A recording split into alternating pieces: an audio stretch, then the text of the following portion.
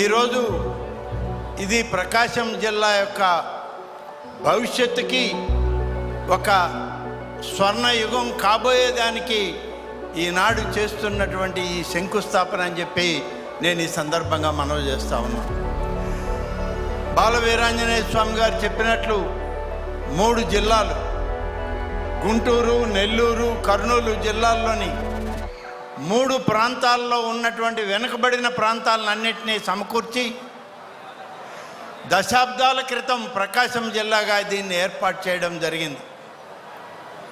కానీ అన్ని ప్రాంతాలు కూడా ఈ ప్రకాశం జిల్లాలో నాటి నుంచి నేటి వరకు కూడా ఇవన్నీ వెనుకబాటుతనంలో ఉన్నటువంటి ప్రాంతాలే, దాహార్తికి ఎదురు చూస్తున్నటువంటి ప్రాంతాలు.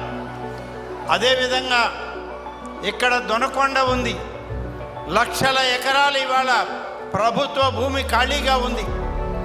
పరిశ్రమలను ఏర్పాటు చేయాల్సిన అవసరం ఉందని అనేక మంది శాస్త్రవేత్తలు, దీనికి సంబంధించినటువంటి పెద్దలు ఈ రాష్ట్ర విభజన సమయంలో చెప్పడం జరిగింది. కాబట్టి ఇవాళ మనకు రావాల్సినటువంటి వెలుగొండ ప్రాజెక్టు పూర్తయితే ఆ ప్రాజెక్టు ద్వారా సస్యశ్యామలం అవుతుంది ప్రకాశం జిల్లాలోని అన్ని ప్రాంతాలు. కేవలం ఒక నాగార్జున సాగర్ కుడి కాలువ ద్వారానే కాదు, దొనకొండ ఈ ప్రాంతాలన్నీ రావాలి అని అంటే వెలుగొండ ప్రాజెక్టు రావాలి. వెలుగొండ ప్రాజెక్టుతో ప్రకాశం జిల్లా, ఈ జిల్లాని ఆనుకొని ఉన్నటువంటి నెల్లూరు జిల్లాలోని ఉదయగిరి, ఆత్మకూరు ప్రాంతాలకు కూడా సాగునీరు, త్రాగునీరు వచ్చేటువంటి అవకాశం ఉంది.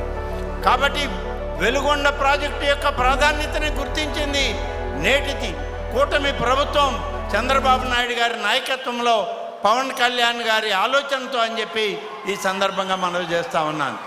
జలజీవన్ మిషన్ అనేటువంటి ఈ యొక్క త్రాగునీటి పథకం గతంలో పెద్దలందరూ చెప్పారు, గతంలో కేంద్ర ప్రభుత్వం దీన్ని ఆమోదించి మనకిస్తే కేవలం 2,000 కోట్లు కూడా ఖర్చు చేయడానికి ముందుకు రానటువంటి ప్రభుత్వం నాటి ప్రభుత్వం అయితే, ఇవాళ ఒక్క మార్కాపురం ప్రాంతానికే 1,290 కోట్ల రూపాయలను మంజూరు చేసి శంకుస్థాపన చేయడానికి సాక్షాత్తు ఉప ముఖ్యమంత్రి గారు పవన్ కళ్యాణ్ గారు ఇక్కడికి రావడమే ఈ ప్రాంతానికి మహాభాగ్యం అని చెప్పి నేను మీకు మనవి చేస్తున్నాను.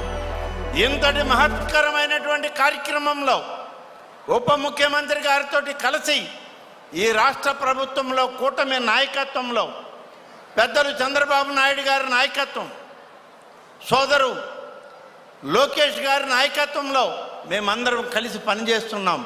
రాబోయేటువంటి రోజుల్లో ప్రకాశం జిల్లాని అన్ని విధాల అభివృద్ధి చేయడానికి ఈ ప్రభుత్వం అన్ని రకాలుగా పనిచేస్తుంది.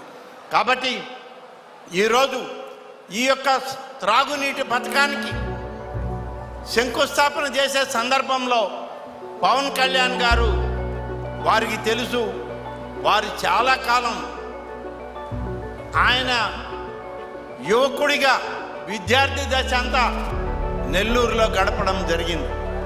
అందరికీ తెలిసి అందరికీ కావలసినటువంటి వాడిగా ఆ కుటుంబం ప్రతి ఒక్కరికి దగ్గరగా ఉన్నటువంటిది.